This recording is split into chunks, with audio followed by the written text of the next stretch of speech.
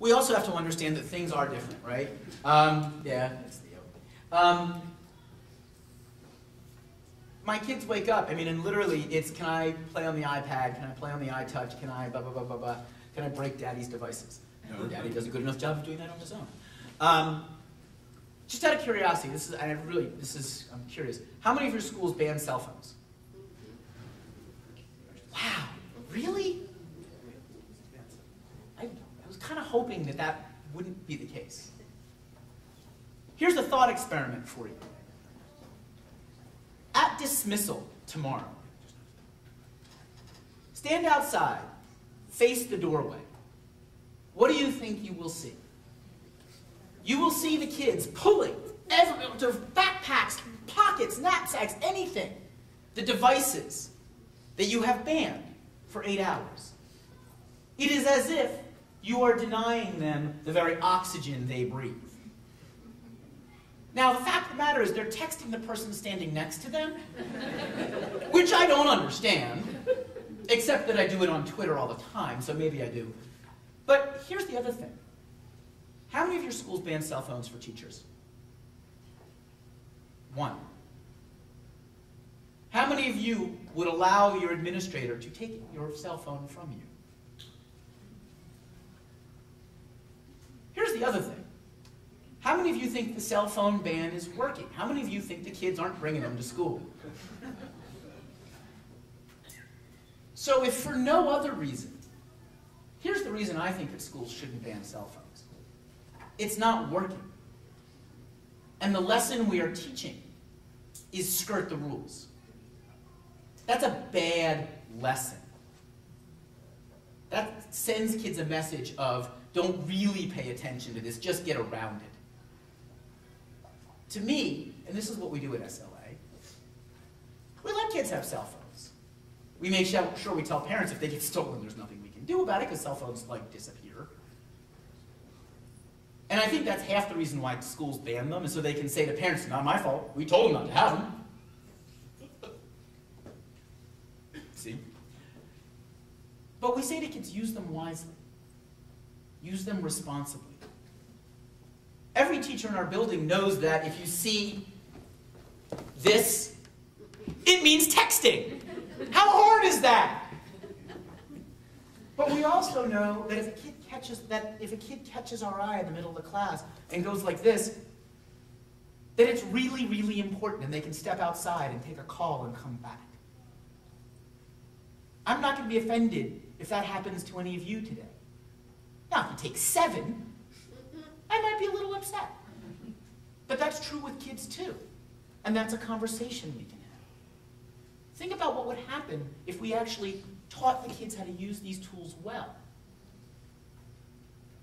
I mean, the funniest thing is I was in a classroom a while back. I was doing a guest teaching in another school. And there was this cool moment, and it just, because I could. There was a moment we wanted to capture images. And I was talking to the class, and the teacher said, well, we don't have digital cameras for everyone. And I said, oh, you don't? You know where this is going. And he said, no, we don't have the funding for that. I said, neither do we. All right, kids, take out your cell phones. Please take a photo of it.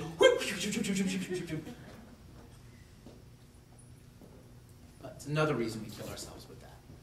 And all of this is to say this. It's very easy to make sure that we try and keep schools the way they've always been, right? It's very easy to make sure that we say, especially in schools with great tradition, especially schools that have always been successful, especially schools that have a standard of excellence that has always been there.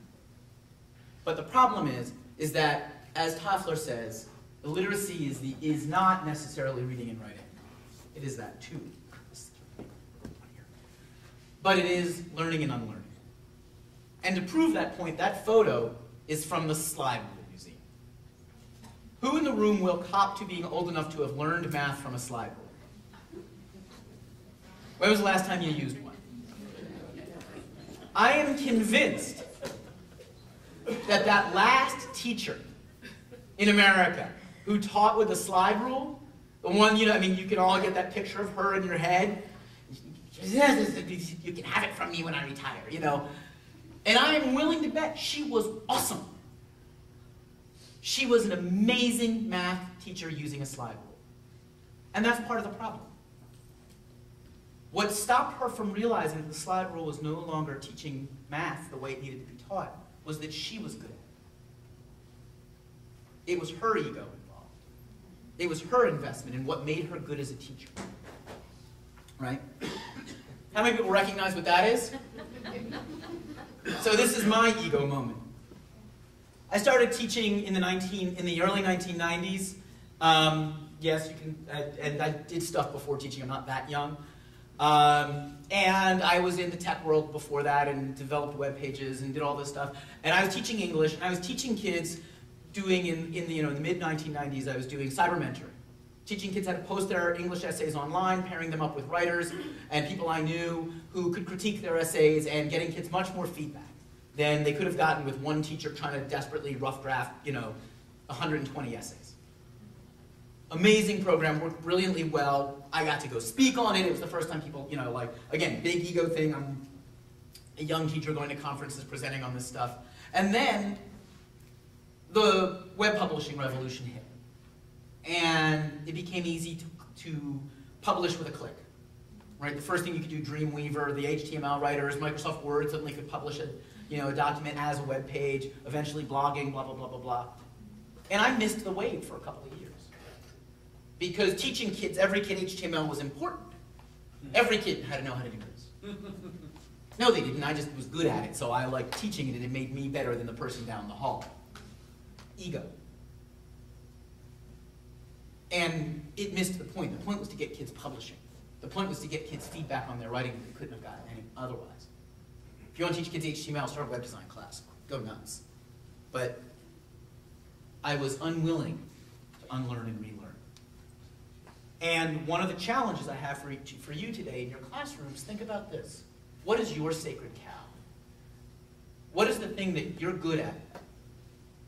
That you do because you're good at it? And when was the last time you examined if it's still as good for kids as it once was? And of course, the point of all of this is, again, John Dewey, my favorite, if we teach today's students as we taught yesterday's, we rob them of